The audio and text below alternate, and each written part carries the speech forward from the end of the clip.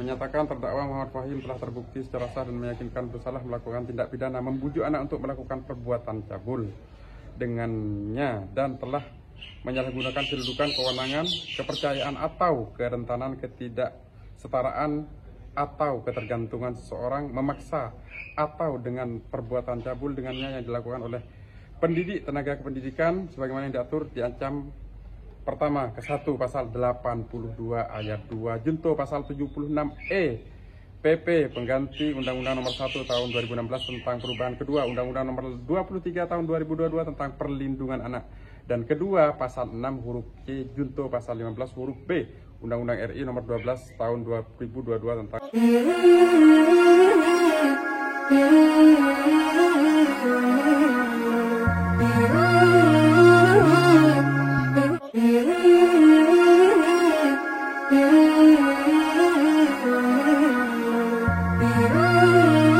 Assalamualaikum warahmatullahi wabarakatuh. Kita hari ini sudah menerima tuntutan dari penuntut umum jaksa. Kita dituntut 10 tahun. Tapi itu masuk akal karena apa? Karena ini yang menjadi dasar adalah apa yang sudah dinyatakan yang saya duga banyak rekayasa dari awal itu yang menjadi acuan dan dasar tuntutan. Tapi tidak sama sekali terhadap apa yang sudah terjadi di dalam fakta persidangan yang sudah berlanjut berkali-kali sehingga kita minta saja kepada Allah bagaimana nanti di vonis yang akan diberikan oleh hakim diberikan dengan vonis yang seadil-adilnya sesuai dengan fakta persidangan. Sekali lagi terima kasih, mohon doanya. Assalamualaikum warahmatullahi wabarakatuh. Terhadap terdakwa Kiai Fahim Mawardi. Jadi Kiai Fahim Mawardi ini dianggap terbukti dengan dakwaan pertama dan dituntut selama 10 tahun. Kaget kita itu. Menyikapi itu seperti apa, Pak? Ya pasti kita akan normatif, kita akan mengungkap fakta-fakta di persidangan, kita akan tuangkan di nota pembelaan dan kita akan cocokkan kesesuaian saksi dengan saksi yang lainnya, bukti yang satu dengan yang lainnya, sehingga jadi suatu kesimpulan permohonan nanti, begitu. Yang salah satu pembelaan yang bisa meringankan ini apa, Pak? Visum itu kan produk hukum, loh.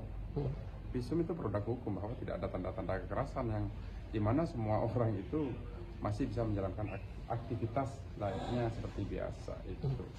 Pak, kalau Undang-Undang Perlindungan Anak kan kalau pasal 82-nya kan tidak perlu visum, Pak, karena meski juga pegang-pegang aja kan. Nah, ya itu yang pegang-pegang aja ini yang seperti ini yang tidak terbukti.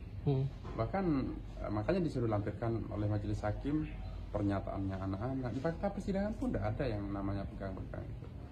Tapi itu kan kewenangan jaksa, mau menuntut berapapun itu memang kewenangan jaksa, kita hargai itu. Apakah ini ada indikasi kejanggalan atau intimidasi atau apapun namanya itu? Sementara kami terhadap anak-anak kami mendapatkan pernyataan itu. Pernyataan dari anak-anak itu bahwa mereka kan merasa diancam dan lain sebagainya. Yang mengancam? Dari pihak dari pihak kepolisian seperti itu yang saya dengar langsung dari anak-anak ketika di persidangan. Makanya ada saksi verbalisan yang dikonfrontir begitu. Oke. Jadi agenda berikutnya kapan? Senin pembacaan nota pembelaan atau pledoi. Setelah itu putusan. Oke. Terima kasih. Apa nih? Ada lagi yang mau disampaikan? Ya kita kaget aja. 10 tahun itu kan keren tuh. 10 tahun keren sekali itu. Lama sekali itu. Artinya impact dampak terhadap anak-anak itu kan tidak ada. Bahkan anak-anak sampai nangis-nangis tidak terima kalau gurunya ditahan ya. Kok sampai 10 tahun. Tapi tidak apa, normatif itu haknya jaksa penuntut umum tetap dihargai. Itu yang terbukti pasal berapanya itu, Pak? Lebih untuk itu next saya sampaikan ya. Karena ini nota pembelaan barusan sepakat dibaca amarnya saja. Kok nota pembelaan apa? Tuntutan dibaca amarnya saja. Begitu. Jadi itu yang terbukti Dicabul-cabul lah intinya terkait itu. Pasal 81 atau 82-nya? 81. Kalau mengacu terhadap dakwaan. Nah ini 76E. 76E. Ya. Pasal 81. 76E. 76E. 76E 82. 82 junto 76E. Dakwaan ini dakwaan pertama yang dianggap terbukti. Kalau yang lain-lain tidak ada. Kalau saya bacakan ya, bacakannya. Menyatakan terdakwa Muhammad Fahim telah terbukti secara sah dan meyakinkan bersalah melakukan tindak pidana membujuk anak untuk melakukan perbuatan cabul dengannya dan telah menyalahgunakan kedudukan, kewenangan, kepercayaan atau kerentanan ketidaksetaraan atau ketergantungan seseorang memaksa atau dengan perbuatan cabul dengannya yang dilakukan oleh pendidik tenaga kependidikan sebagaimana yang diatur diancam pertama ke-1 pasal 82 ayat 2 junto pasal 76E PP pengganti Undang-Undang Nomor 1 Tahun 2016 tentang perubahan kedua Undang-Undang Nomor 23 Tahun 2022 tentang perlindungan anak dan kedua pasal 6 huruf C junto pasal 15 huruf B Undang-Undang RI Nomor 12 Tahun 2022 tentang tindak pidana kekerasan seksual dalam dakwaan alternatif pertama. Jadi yang pertama. Yang kedua ini menjatuhkan pidana terhadap Muhammad Fahim dengan pidana penjara 10 tahun dikurangi selama terdakwa ditahan dengan perintah terdakwa ditahan dan dipidana dengan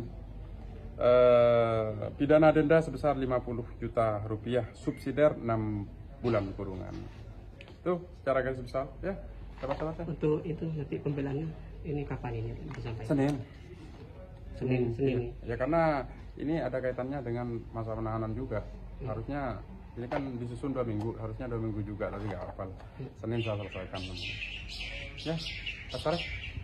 Thank you. Makasih. Oke, sama-sama. Iya. Udah, nah ini yang di dalam tanda kutip ya dipaksakan sama jaksa ini apa nih?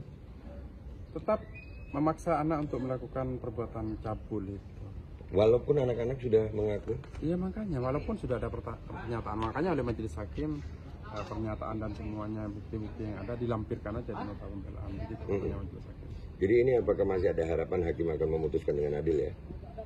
Saya sangat berharap sekali karena ini dari tuntutan ini kan, saya pikir tadi tuntutan nih mentok-mentok tidak terbukti semuanya. Nggak usah dituntut. Iya mestinya ya, karena tidak ada pembuktian sama sekali di persidangan ya. Iya. Makanya saya tadi kaget nih 10 tahun ini angka yang tinggi sekali, tidak masuk akal. Tidak masuk akal. Ya Allah. Insya Allah pledoinya disiapkan dengan bukti-buktinya juga. Iya, dengan bukti-bukti, dengan pernyataannya anak-anak. Harapan untuk Pengadilan Negeri Jember lah khususnya.